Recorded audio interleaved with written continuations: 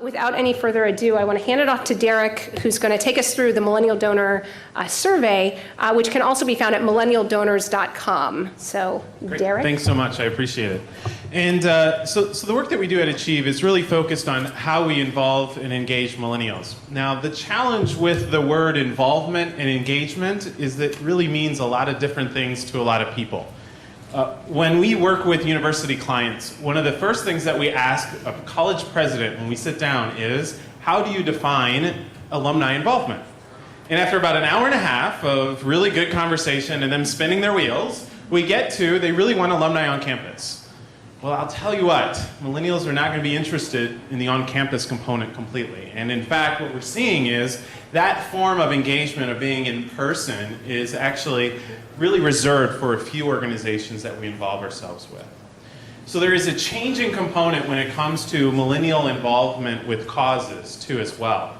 I'll always challenge the college president and say to them, so would you say then, because they're not in person, that they're not involved or engaged with you? And they say, absolutely, Derek, because we have it in our strategic plan, which, how many of you work at universities? Anybody here? I bet there's a clause in there that says bringing alumni back, right? That's the whole form of homecoming. That's why we exist. So I will say to them, well, let me give you an example. What if I was one of your alum and I went to the bookstore and bought something online? I watched every single game that you had. I attended from afar. Am I not involved?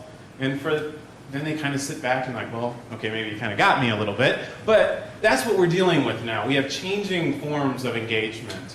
So let's go ahead and talk about the survey. This is the second year that we did the Millennial Donors Survey. And we focused on the two forms of involvement that we see with causes in general. That first form of involvement is engagement. And that could be from volunteering to just receiving communications. And then the other side is, of course, because how many of us are focused on resource development? Money. We had to talk about what actually happens when millennials give. So let's cover the giving piece first. When we look at what some of their total donations were in 2010 and to 2011, I think a lot of us assume that this generation has no capacity, but that actually isn't true.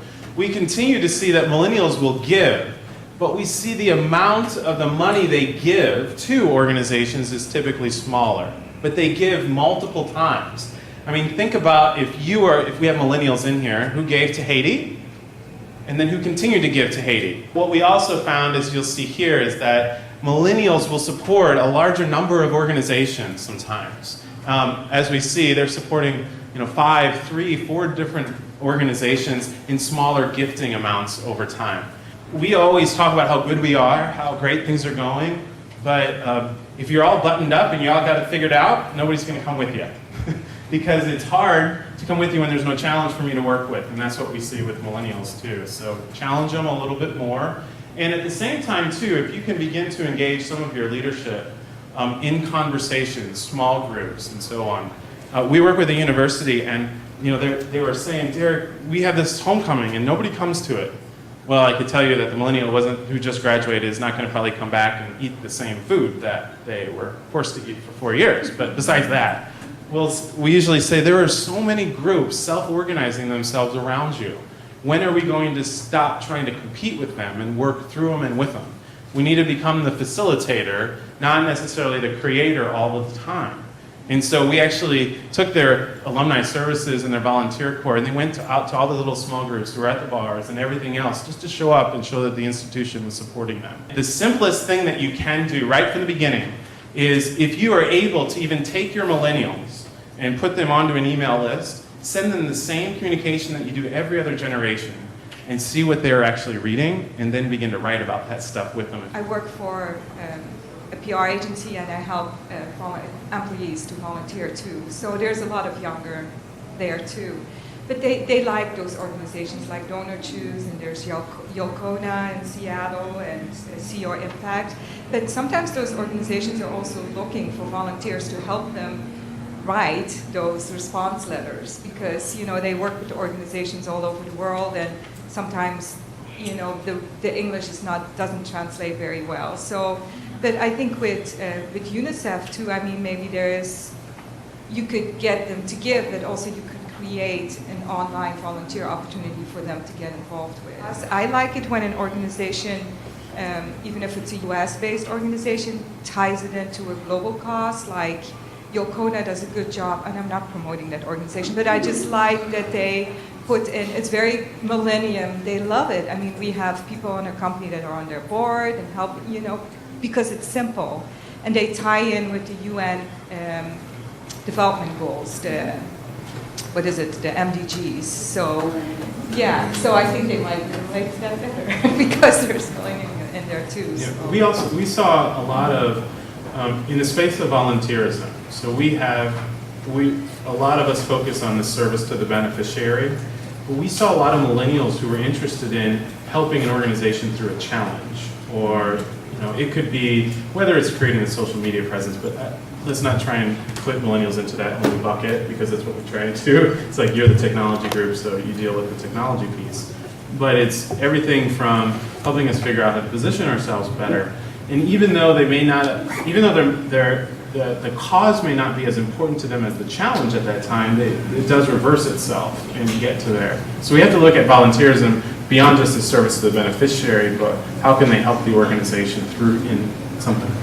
I know that online giving obviously is very important, but I'm curious what your results were about phone giving or involving millennials via text messaging or other those type of donation methods. You kind of alluded to it earlier, and I was just curious if you had more data on it. It was much smaller than we thought. The first Millennial Donors survey that we did last year was distributed actually during Haiti. It just worked out. It just happened in the same time frame when the survey was out.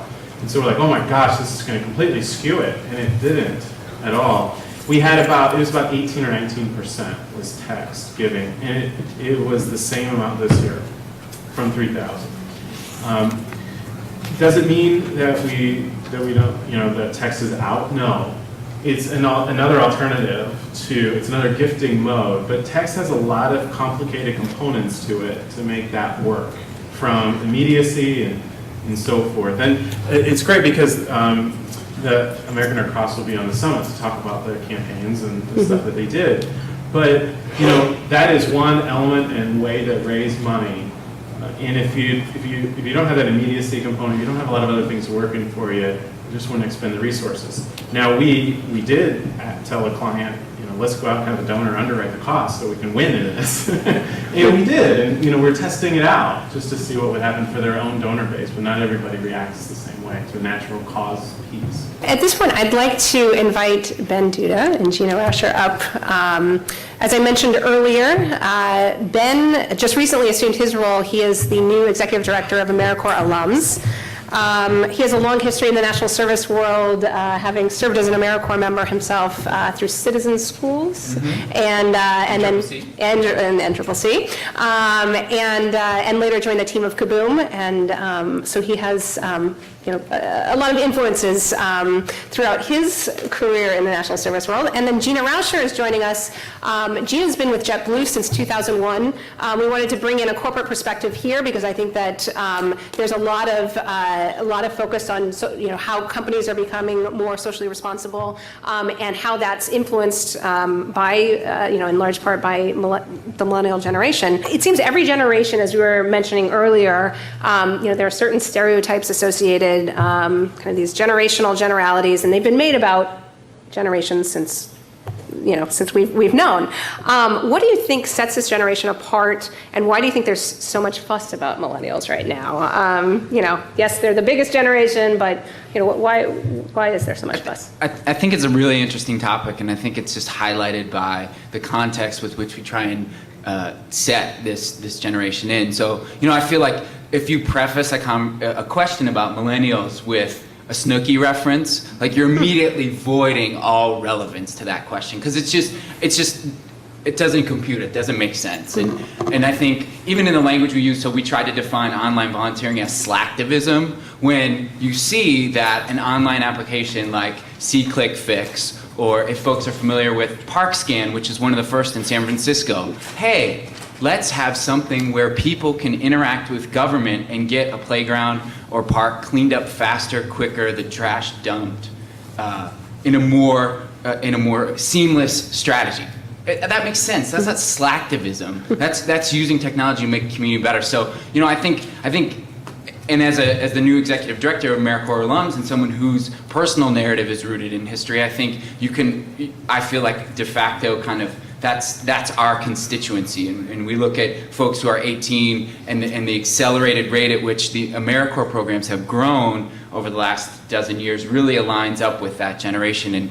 And when you ask a generation to respond to a tragedy like 9/11, when you have the response to Katrina like we saw that was led by millennials, that was led by volunteers in service, I think it's really a disgrace that we can't kind of value and highlight, and we try and characterize a generation by how technology makes them hard to work with or hard to relate to or less efficient or more distracted, and ignore all of those other factors to bear. So I don't know necessarily if that gets to the root of the question, but I think that allows me to kind of let off some steam around a passion that I have and a real core value I have in this group that we're talking about today. Well done, Ben. And same question for you, Gina. You know, why do you think that nonprofits and the private sector alike are trying to figure out how to capture the attention of millennials?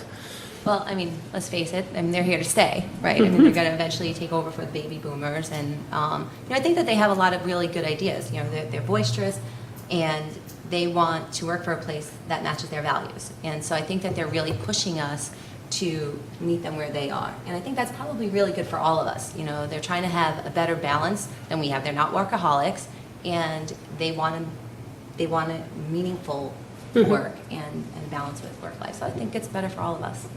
You have these legacy organizations in the nonprofit space that really need to consider what that next generation looks like. You have baby boomers who are sunsetting into retirement. You've got a smaller base in the middle, and then you've got this huge pool of millennials who have lots of potential. And especially when that potential is informed by service, and the over 600,000 folks that have completed AmeriCorps to date, that's going to be 700,000 at the end of next year. That's this huge talent pool of resources, but are our organizations looking at that pool and saying, well, we wrote this job description, 15 years ago, and we haven't really updated, but it says 5 to 7 years experience, so we need 5 to 7 years experience. And I would say, well, do you? Is that true? Are you really looking at this candidate who has AmeriCorps experience, who has served 2,000 hours of direct service and done the kind of work in diverse communities, work with different populations? Are you shifting what you vision the role to be to fit the audience that is out there to fill the position? And can you handle organizationally the change that's required to kind of rethink how you do what you do? Could you, I would bet there's some organizations that aren't embracing kind of a split role where, half of a person's time is spent working on X and half well, we can't do social media, we can't afford someone to do that full time. Well, or you could tell someone that that's 10% of their time or 25%. It might not be the most effective strategy in the world, but I guarantee a millennial could monitor a Twitter feed and write grants. It's not going out on a limb, because guess what? They're doing it anyways. Right. It's just a matter of whether you want to be strategic, put yourself in that place, and raise the profile of your local organization. And I think that's something that I see as AmeriCorps alums. We need to really, bang that drum and say in all of our cities, in Boston, does a Boston employer get what AmeriCorps is? Of course. There's among all of the amazing, AmeriCorps programs are in Boston, but Cedar Rapids, any other city that you could name, when they see an AmeriCorps member on their resume, when they're seeing some folks that have done great things. People in college are starting organizations like they never were before. So how do we value that and kind of shift that paradigm within the decision-making body to really maximize that talent? And I think the second part is at the board level engagement. We can talk about that level too, but I think that's another real opportunity that millennials represent that we can do a better job of harnessing as a nation.